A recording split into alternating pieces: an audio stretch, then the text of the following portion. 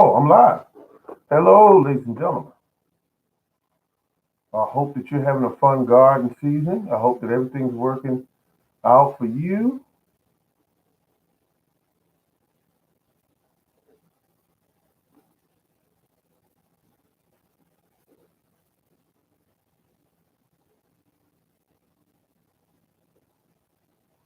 Hello, how you doing? Hey, what's going on? Oh, yeah, wow. The two of the favorite ones are pulled in here. I had an interesting day today. I had to take a car to the shop to get worked on. It is different than it once was. I drove around, went to one, two, three, four different shops, and everybody told me, oh, I can't get to it now. I'll get to it later. And so I'm looking at that, and that's a different trend because back in the olden days, before there were round wheels and that sort of thing, they used to see guys working on the cars underneath the tree. Hello, how you doing? I came on at the right time. But I was concerned because I took a videotape of the problem with my car and it showed a little bit of smoke coming out of the part where it was and I had a good video. It was about 2 minutes long. And I showed it to the shop a manager or owner at one shop, and I said I already did a smoke test on the car, and he said, yeah, I understand, but I got to do one myself. And I'm thinking, what? And so he said it'll be $97 to do a smoke test. Smoke test basically runs smoke in the system, and wherever the smoke comes out at, that's where your leak is. Okay, so it's a real easy process. Nothing technical about it at all. Even I can do it. But so so I left there and went up to another shop, and he was honest with me. He said our guys are not good enough to really fix a problem with an engine. We basically do tires and mufflers and that sort of thing. So I said, okay, thank you very much for your honesty. I appreciate it. Now, everyone's turning me away for different reasons. One was he was too busy. He said, I can't get to it. And I said, okay. Um, and, so I went to one shop. Man was totally different. He gave me a strange look when I got there, just like the first person. When I am used to the fact, and I don't know why, when I pull up in the shop, I immediately get that strange look. Like it kind of makes me feel like he looks at me like I'm not supposed to be there. Uh, that he's totally shocked that I'm there. And so I'm looking at this, and I almost took it a certain way. And I said to the guy, I said, yeah, I'm here to have my car looked at. So I'm kind of, holding back the fact that I'm like, why is he looking at me like that? You don't feel welcome. That's the word I'm looking for. You just don't feel welcome. Um, so there I am getting the car looked at. This guy was different. He turned me away. He said, look, I can't look at it until next week. And I said, oh, okay. So I'm walking towards the car, and he said, wait a minute, let me take a look. And so he goes over to the car. And first of all, you can look at the little bit of gray hair he had, the way he carried himself. He was knowledgeable. And I could tell that. I could tell, because I've been around a number of mechanics all my life, and I could tell he was knowledgeable. He said, so what's the car doing? I said, anytime I plug in what's supposed to be part of the system, which is the map sensor, I said the engine shuts off. And I said, plus it's got a loud sound coming from the engine. Yeah, I was making sound effects in a garage, like they have on those commercials. So he said, oh yeah. He said, yeah, this is what he said before I even opened the hood. He said, you have a blown gasket behind the throttle body. Guess where my video showed the leak was? And I never showed it to this particular mechanic. It was behind the throttle body.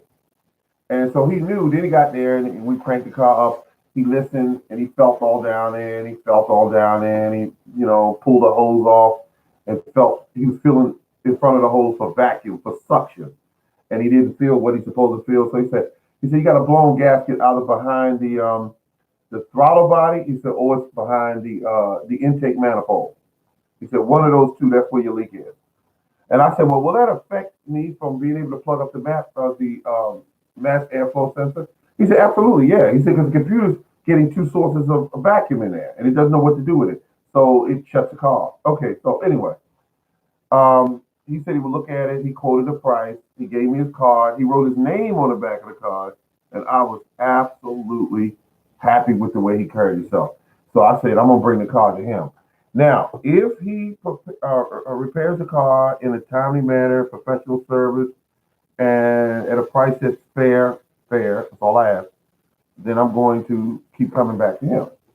That's what I'm going to do. Now, a lot of stuff on the car I know how to do myself. A lot of stuff on the car I know how to do myself. But this really stumped me because it was so many things going on. I didn't understand. Okay, why is this car doing this? It had me at that point. Why is this car doing this? So that being said, the reason why I brought that car because it's one of my tools I use to bring home garden supplies. That's one of my tools. Um, and you need that. You need them working because I'm getting ready now. I know it hasn't hit summer yet until Friday, but I'm getting ready for my fall crop. My fall crop is I have so many seeds from um, from my kale that I'm happy that I save seeds. I have sandwich bags with just seeds in it, and it's just crazy. Incredible. It's incredible, but I save my seeds. Yes, I do. I'm just surprised that the seeds didn't come back. Uh, when I'm taking my seeds off of the plant and they already cured and everything, and I'm taking them off and I use a baby swimming pool and I put the plant in there and I kind of with the bait and it falls all in there and then I remove as much of the husk I can and then I put all those seeds in to a sandwich bag and I don't mix the collard greens with the kale seeds. This is something I do. I don't put them all together. So, I get mostly what is there. But all the seeds, to think about it, the thousands of seeds that hit the ground while I'm cleaning or removing these seeds from the plant, none of them came up. None of them really came up. Well, some you can count on your hand, but none of them really came up. And I was just surprised about that. They're falling on the ground. They're tiny seeds, but unless I thought about this, the birds spend 24 hours a day in my yard. So could they do birds have the ability, the really strong ability to find very tiny seeds? That's what I'd like to know. To find very tiny seeds. Because if that's the case, then yeah, they have 24 hours a day, 7 days a week to just look for those seeds. So they probably eaten all those seeds. Now, something else. Hey, all right. I want to ask all of you something. I know you're here and we always talk about godly things. But if you have any questions, throw them out there. If you have anything that's going on in your garden, throw it out there. Put it out there. Don't be shy. Put it out there, folks. Just say, look, I want to ask them this, or I want to tell them what I've been doing with this squash or the corn or whatever. And there's something new I've done this year. Put it out there. Um, the um, uh, the thing about it is my garden's doing absolutely spectacular right now. Lots of flowers on everything, and that has a lot to do with the fertilizer that I'm using. And the corn is growing, but the corn I think the corn's growing kind of slow. It's just my opinion. You know, corn is a hot season crop, but it gets fed regular. I'm used to corn growing really fast, but it's like it's growing, it's doing okay, but I want to see corn grow aggressively. I'm doing okay with everything growing in the yard. I mean, everything I put in is like I have the green thumb, the golden touch, if you will. Everything is growing fine this year, and a lot of that has to do with the way that I'm growing. I'm using different techniques and everything. Totally, I got a ton of videos up over the last 2 months that I put up. And you look at those, and you'll see um, the things that I'm using is actually working out pretty well, and I'm very happy about that. Now, something else is going on. And I kept saying to everyone within an earshot, which is millions actually, as long as we have this internet up, um, the worms that are in my yard, folks, I have been here 20 years. I have never seen this many worms in my life in that ground. They are in there everywhere. And it's this fast moving worm. It's a really fast moving worm. I want to call them Alabama jumper, but I'm not in Alabama. So these worms are really quick moving. I mean, as soon as I go over and I take my manure fork and I work the soil a little in that area, and I'm gonna tell you something, folks. They laying on the surface. These worms are crawling through the grass. They're not underground. Um, and they're just laying everywhere. And as soon as you go for them, they just move. They don't move slow. They just move like they some kind of snake or something. And they're nothing but worms. They're worms, and they're everywhere. If let's put it this way, if I needed to go fishing, I could go out there in the yard and collect two or three, 4 or 5 dozen worms in no time at all. I could do that without even. I mean, I don't even. I use the manure fork, and I do not dig for worms. They're on the surface. They're in the grass, um, and that's what I'm doing right now. Let's see.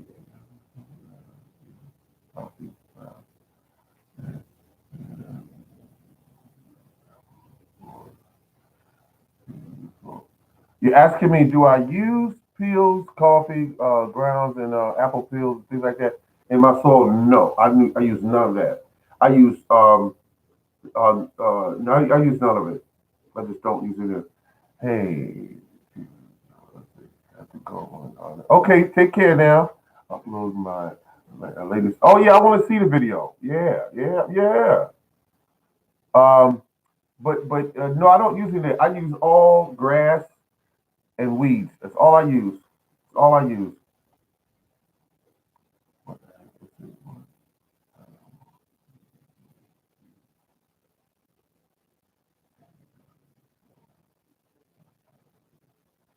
Now you asking me what animals do I need to pay the least amount of time to? I don't follow. I mean, are you saying certain animals that are after my crops? Because I know that we have in this on this property we have, and I see them at night when I'm driving. They call them what do they call them things? Raccoons is one, possums is another, and raccoons primarily eat what they want. I know they do because my neighbor found corn cobs in her garage or her shed, um, and they were taken over there by raccoons, no doubt. No, not, I say not animals. Oh, wait a minute. Oh, okay, okay, I got you, I got you. I don't know if there's any I pay the most attention to. I'm being honest with you. Um, uh, the annuals that I pay the most attention to. I don't know. I don't know. I can't say. Only thing I can say is that um, the only thing I pay the most attention to on my property is my soil. I look at that soil day and night. I go out there, I check it. I sometimes I poke my finger in it and see if it's still loose and pliable. But here's where um, I'm killing a lot of these old techniques that don't work. Here's how I'm killing a lot of them. I'm using a manure fork, and when you take that manure fork and put it in the ground, uh, uh, um, it when you lift it, I'm putting air, oxygen into that soil, and each tomato plant has a hole that is growing in that I'm actually, when I'm lifting the soil and loosening the soil with the manure fork, I am I am doing a hole that's about 2 feet across. 2 feet across is what I'm doing. And that 2 foot hole, 8 inches deep, I shove it all the way down and I lift and I lift and I take my time loosening that soil up. Now, That being said, when I put the plant in the ground, the plant automatically starts sending out its roots because there's no tight soil. And yes, I do have clay soil, and the clay soil is supposed to be a hard, unforgiving soil. But if you work with it and you add organic matter to it, clay soil can be some of the best soil. Um, you can make it loose. You can make it crumbly like cottage cheese. You can do that with clay soil. Adding organic matter to it, and you don't have to keep running out to the box stores to buy organic material to put in the soil. You don't have to do that. You don't have to get the truck to come and deliver you wood chips. You don't have to do that at all. All you need to do, and all you need to remember, is all this grass and all these weeds I have. I'm gonna use those to improve my soil. That's it. That's all you gotta do is make that commitment, and you will see. All you gotta do is go back and look at a few of my videos, and you'll see how much of my soil is loose now, as opposed to years ago when I was hacking through it with a shovel, and the shovel wouldn't hardly go in the ground, and then I was using a hoe, and the hoe wouldn't hardly go in the ground. It was working the heck out of me, pounding the ground. I ain't like doing it. I thought that gardening didn't have to be like that. I always knew and felt that gardening didn't have to be like that. So now all I do is use that. My main tool is my manure fork. My main tool. Bought it at Walmart for $8, and now it's feeding me and my family. That's it. That's all I want to say about that. That tool is incredible. Can I dark? Can you darken your soil? Absolutely. You add organic matter to it, or add organic matter to it. It'll get dark. Absolutely. My soil is black now, and it used to be brown. A brown, nasty clay soil that had tons of minerals in it, but nothing would grow in it at the time. I mean, you had to fight to loosen that soil to get anything to grow. And you would come back out there, and the rain would have already fallen, and a couple warm days that soil would be hard as a rock, and all my plants were suffering from what they called they just didn't grow fast. I can't think of the word right now. They didn't grow fast at all. And I thought it was sad because I wanted to garden so much, but I had soil that wouldn't cooperate. So now I started using that fork, and I take my weeds, I pull them from the ground, or I use a weed trimmer, which is easier on me. But I got a good weed trimmer. I got a good weed trimmer. I believe in it now. The little $89 ones, some of them, I don't know. But I use the weed trimmer, and I take that weed trimmer, I go through that ground and cut down all these weeds. And then they grow back, and I cut them down. They grow back, I cut them down. They grow back, I cut them down. And they're creating all this biomass that's sitting on top of my soil. And when it sits on top of that soil, it rots right back into the ground. It feeds the biology. It feeds the worms. And I just keep doing it. I said, if I got plenty of weeds, if I have all these weeds, we going to be friends or we going to be enemies. And I made up that we're going to be friends. And I use their mass to grow my food with. Um, and it works out for me. It works out for me. I mean, my yard right now does not have a whole ton of weeds in it right now because I cut them down about a week ago. But I'm going to hit them again when they get tall. Hit them again. They're growing on the fence. Tear those down. Vines. Tear them down. Lay them on the ground. That's what I do. And lay them around your plants and everything and feed your plants. And then you'll start seeing an increase of worms. You see, I believe this. Everything that your garden needs is already there in your garden. You just don't know where to look in some cases. Let me reiterate that. In some cases, you don't know where to look. The old tree that's overhead of you, or is growing the bushes that's growing next to you that you don't want. That they've been there, they've been an eyesore, and they're not doing anything. They're just there. I cut those things up, lay them on the ground. I cut those things up, put them in compost piles. I cut those things up, put them through the soil, put them around my fruit trees. The pieces of logs. I got logs that I put around my fruit trees. I got branches I put around my fruit trees, and I let those things sit there. Uh,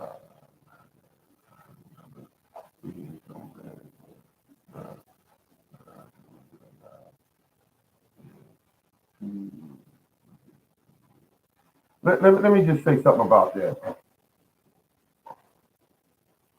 Let me just say this to you.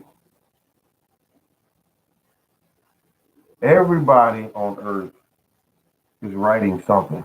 And I'm just being honest with you, very much. I'm being honest with you. They're writing stuff. They're writing stuff. And everybody's an authority on everything. Trust me. There are books out there. When I first started gardening, I bought a book that was like 800 and some odd pages, the complete guide to understanding your garden or something like that. Blah, blah, blah, blah, blah. Anyway, I was following that book. I said, I'm going to read everything in this book and I'm becoming the baddest, the best gardener out there. That book had me so screwed up. I was listening to what was in the book. I was listening to different gardeners. I listened to people at the gardening centers. They were sending me on all these goose chases. And I was like, wait a minute, I'm not understanding this. I don't understand this stuff. What is going on here? Then I learned, keep it simple. Do it in Mother Nature's way. And that's what I started doing. And after that, my gardening now works. My gardening works now. And it didn't work before. I was spending a ton of money. I was getting no results. And when I say no results, I mean like I would grow a tomato plant, and all year long, all I got off of was four tomatoes. Four tomatoes. Spent all this money, all this material. I was buying bags and bags and bags of manure. I was buying all these old organic fertilizers, and I was buying all this, and it was just crazy. And it was never ending. I bought a tiller one time that was about $400 or $500, and I used it. I said, yeah, this is the answer. It's gonna loosen all my soil up. It's gonna make my soil so smooth and fluffy. Guess what it would did? I would go up and down a number of times and loosen the soil up, make it all pretty, where you would walk in it and you would sink when you walk in it. That's how fluffy it was. As soon as the rain hit it, it turned right back into packed, hard clay soil. That's what it turned into. And then I was flipping around all these weeds everywhere, pulling them out of the soil. And they were growing everywhere. And I said, where did they come from? Now I found out that weeds could be in the ground up to 30 years and still grow, the seeds.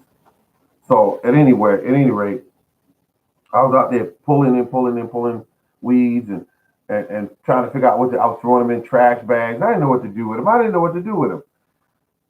My long story is this, folks. I started going out and looking at what was in the forest and how it was growing. That's where I got the answer.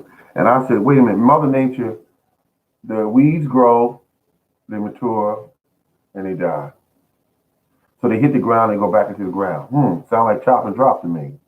So chop and drop is the weeds grow deep roots.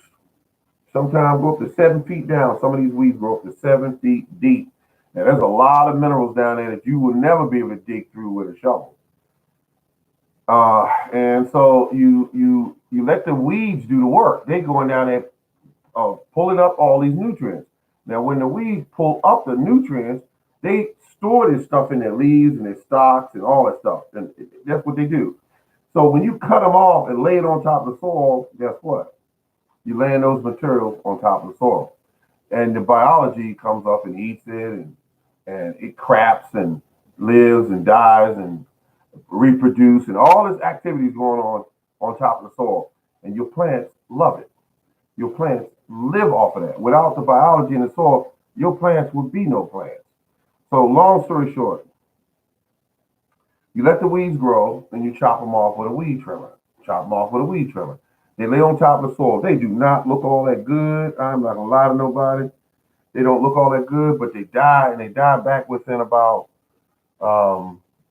what they die back in about. I'm gonna say you don't even keep them. You don't even keep the weeds 3 days. They turn into this brown, look like straw. And when that happens, folks, that's just biology. That's just naturalness taking its place. That's your soil being enriched. That's what that is. So I did it for 3 years. Now my soil is on top of the world. The second year, I started noticing a lot of improvements. The first year, gradual. The second year, definitely improvements. Third year, all you gotta do is keep it maintained. And it's so easy because what I'm doing is I take a weed trimmer and go over the soil. That's all I'm doing. The weed trimmer is fast. You can use an electric one, you can use a gas powered one, and you go right over the soil and just zip it all down and let it lay right there. Let it lay right there on the ground. Whether it be grass, whether it be weeds, let it lay right there on the ground. And I'm gonna tell you something. When you take the pitchfork, excuse me, the manure fork, and I don't pull up the weeds first and then uh, dig my hole with the thing, and I don't take and dig into the ground and flip it over. Why would I do that? Why would I keep introducing more weeds to the surface if I already got enough? I got enough I want to work with, and I don't need to be pulling up, anything that's real strange or.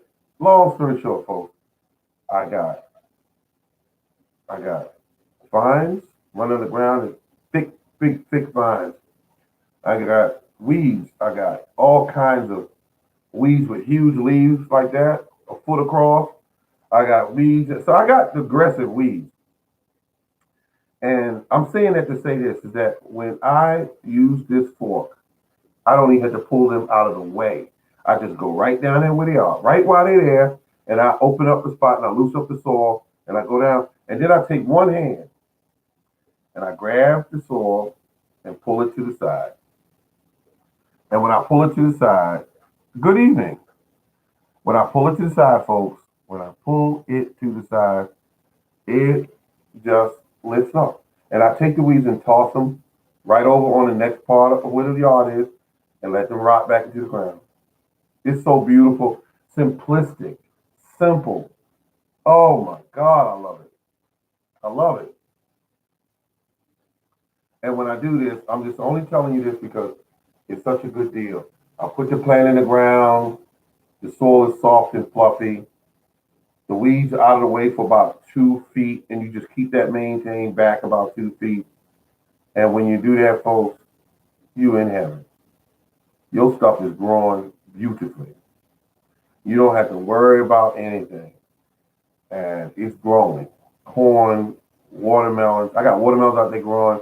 I got cantaloupes out there growing. And I'm not talking about the plants are a little healthy. I'm not talking about the plants are kind of okay. I'm talking about they big, thick, and burly. They're not skinny and suffering from not eating right. They are big and burly. And I love it. I love it, folks. I'm doing well now. I got cucumbers out there, big, huge cucumber vines that are big and burly and loaded with yellow flowers on them, getting ready to do their thing. And you can look at these plants. Oh, I took 6 or 7, no, about 6 or 7, yeah.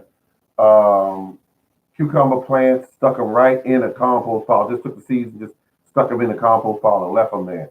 And they just growed out and they hang it all down you should see it. They hang it all down the compost pile. Look very interesting too because they're big, huge leaves. Only because why? They're getting all the food they want. They're growing in a compost pile for God's sake. Nothing but rich, warm compost with moisture in it and everything. It's just got everything they need. And I can't wait to get that coming out the ground. Real nice, big, healthy, pretty cucumbers gonna come out of that.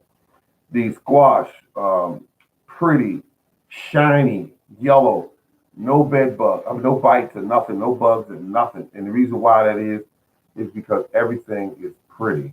They're getting what they need. The soil is loose. They can grow huge roots underground. They're not being choked off because the ground is all packed and there's no oxygen on the ground. No, one thing that manure fork does, it loosens that ground up. It allows you to open that ground up so you can get all kind of oxygen down into that earth. And once you let that oxygen down there, because believe me when I tell you this, folks, it took me years to understand that those roots need oxygen just as bad as they need water and nutrients like food. They need that oxygen. And when that oxygen come down through that loose soil that you never walk on, once you loosen that soil up with that pitchfork, you don't walk on that ground. You look at that as holy ground. You don't walk on it. You do not walk anywhere near it, on it. You just once your seeds are in there or your plants, you let that do its deal. You don't walk on it.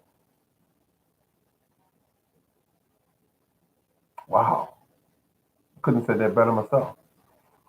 So I'm doing good. I'm doing real good. I'm doing good. I appreciate the garden this year. I didn't get a lot of fruit. The only fruit trees that really bared was one cherry tree, which did outstanding. Outstanding. I picked them too early, but the person I gave them to still ate them. I didn't really want any cherries. So now I'm getting to the point where once this other cherry tree starts producing blooms or blossoms or whatever, it's going to allow for the others to cross with it. I hope that's what happens because now I have apple trees on the property, which is Honeycrisp, Granny Smith, and Fuji. And I'm hoping those all will cross because I can keep looking at the information. It says that they supposed to cross, so we'll see. We'll see what happens. And now those trees are kind of taking their time growing. I love me some Fuji. Oh yeah, absolutely Fuji. I fell in love with Fuji. Even the grocery stores when I saw sometimes I've eaten and they were sweet a little bit. But when you grow them from your own tree, nothing can touch them. Especially if you got a tree that you fed, that you've got a beautiful uh, you know amount of what you're giving it. And I give it a little bit of Epsom salt to sweeten up the fruit, things like that. It's just a wonderful thing, folks. It's a wonderful thing. I'm out there now eating raspberries when I want them. Whenever I see something that's ripe, I just pick them off. I'm not letting the bugs eat them. I pick them off and eat them. And it's sweet. I'm getting hungry. I think I better go get me something to eat. Last thing I ate was this morning. Yeah. Well, good people, it's going to be a hot day here today in Baltimore. And I want to thank you all for putting up with me today. I really appreciate it. I do.